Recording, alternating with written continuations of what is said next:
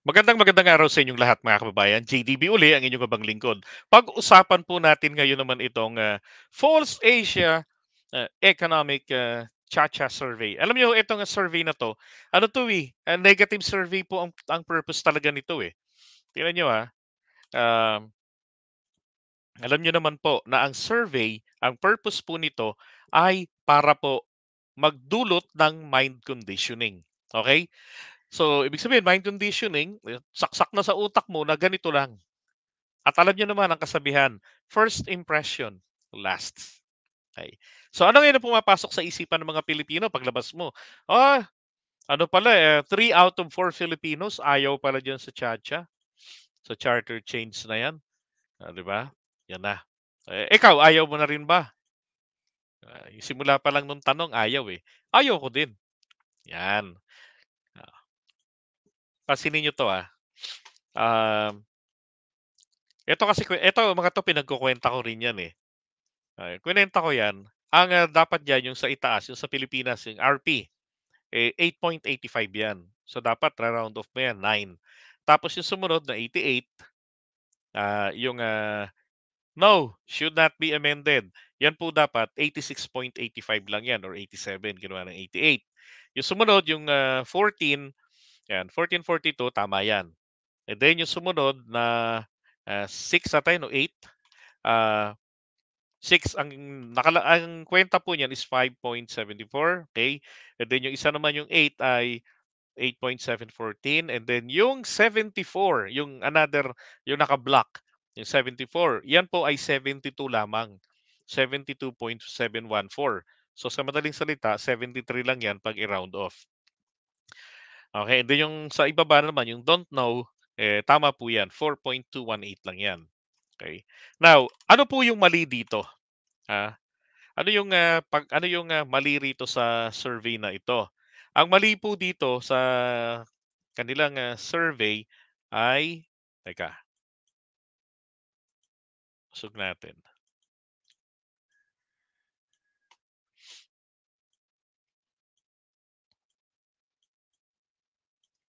Okay. So, kung inyong mapapansin dito, tinadtad po nila ito ng negatibong tanong. Ang tanong dito, sa inyong palagay, dapat bang dapat bang baguhin ang Constitution ng 1987 sa ngayon? Okay. So, sa inyong palagay. Or in English, in your opinion, should the 1987 Constitution be amended or not amended at this time? Okay. So at this time. So ngayon, ang sagot po ng mga tao, ah, yes, the Constitution should be amended now. Ayan. So sa NCR 14, Balance Luzon 4, uh, Visayas 15, Mindanao 8. And then Class A, B, C 7, and then D 9, and then E 5. Ngayon, yung mga ayaw naman daw po, ah, tignan nyo should be amended now. Pansinin nyo, isa lang ang tanong na yan. Pero pagdating dito sa no, ay no, should not be amended now. Okay. Meron pa silang mga sub-questions. No, the Constitution should not be amended now, but it may be amended sometime in the future. So, ibig sabihin po, dapat po itong 88 na ito, ah, 88 na ito pong sub na 'to, dapat po ito, pabor ito sa pag-amyenda ng saligang batas. Kaya lang in-emphasize nila rito ngayon na at this time. Pero kung wala itong at this time, ay maliwanag na maliwanag, ito po ay pabor sa pag-amyenda ng saligang batas. Ito pa, under the current administration, yan, 6. Under the next administration, 8. Diba? Ito na naman. No, the Constitution should not be amended now nor any other time. Diba? So, dapat meron ditong yes eh. Yes, ah, for now or maybe some other time. Dapat may ganun eh. 'Di ba? Napaka one-sided ng klase ng pagtatanong nila dito sa negative survey nila. Ay maliwanag lang naman dito na gusto nilang mangyari diyan, maimpluwensyahan, mag-create ng, impression sa isipan ng mga Pilipino sapagkat sa pagbubukas po nitong, kongreso, kailangan na po talaga naman ng Senado rin na trabahuin na 'to. Kaya lang anong sabi dito ng isang magiting na senador, I forget the name, was it Gatchalian, o si Villanueva? Ang sabi niya, eh, dito po sa survey na 'to maliwanag, dapat stop na, sabi nila. Kay Harry Roque pala yung stop na. And then kay Attorney Vic Rodriguez nagdrama pa dun. Dapat daw po, etong sabi ng senador na 'to, ay hindi raw ito dapat nilang madaliin. Ibig sabihin, uupuan nila, tetenggahin nila hanggang abutin ng eleksyon. At eto na panibago na namang simula dahil hindi pa umaabot ito ng third reading or ng second reading. 'Di ba? Dapat kasi ganito, kapag umabot po ng third reading, kung di ako nagkakamali, 'pag umabot ng third reading at naubusan ng oras, on the next Congress, refile ito. Pero elevated ito sa higher level na, which is bicameral na lang. Kasi nga nag-third reading na. Kapag hindi po umabot doon sa level na 'yan, they have to go back from the scratch. So, start sila uli, oo, 'di ba? So, nagbibigay lang po ito ng justification sa senadong mga batugan na huwag nilang huwag nilang, trabahuin ang charter change na hinihingi hindi po ng taong bayan kung hindi po ng pangangailangan ng ating bayan. Mga hudas kayo, mga diyutang inanang kayo, sabi ni Maharlika. Hmm. Ngayon ganyan kayo katatamad. Pero nung kampanyahan, 'di ba? Ang sisipag niyong mangloko, ang sisipag niyong mangako, ang sisipag niyong kumuha ng boto at utuin kami na kayo ay para sa bayan. Oh. Pero dito maliwanag na maliwanag, 'di ba? Ito ay hindi ito masasabi na balance na klase ng survey. Kasi isang side lang ang gusto nilang mapalutang dito. Saka naman nakakita na yung yes ang kalaban niya. Ha?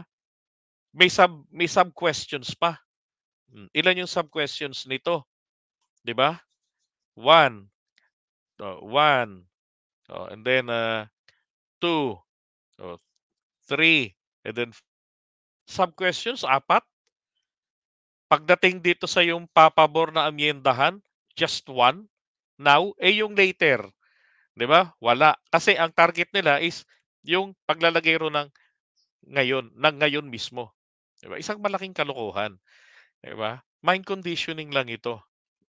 Ay nako.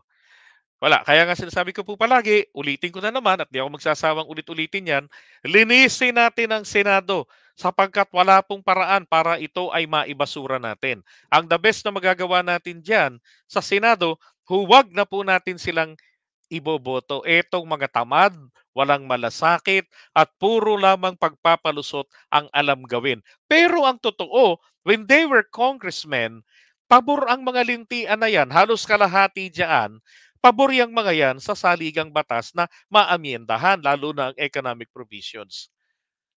Pero kung bakit nung maging senador na, aba, biglang nagpapakauto-uto na sila sa pananakot sa kanila ng kanilang kasama, nabuburahin sila sa mapa. At sabi nga ni Cynthia Villar at nila Amy, kapag ka binuksan ng konstitusyon, ang amyenda rito, lahat pwede nang galawin. 'Di ba? Kaya nga meron kayong kasunduan hanggang saan lamang, hanggang saan lang din ang hinihingi ng Pangulo. 'Di ba? Economic provisions lang. Oh, ikon-tsa-tsa lang. Ang Kongreso nga natapos na 'to, eh.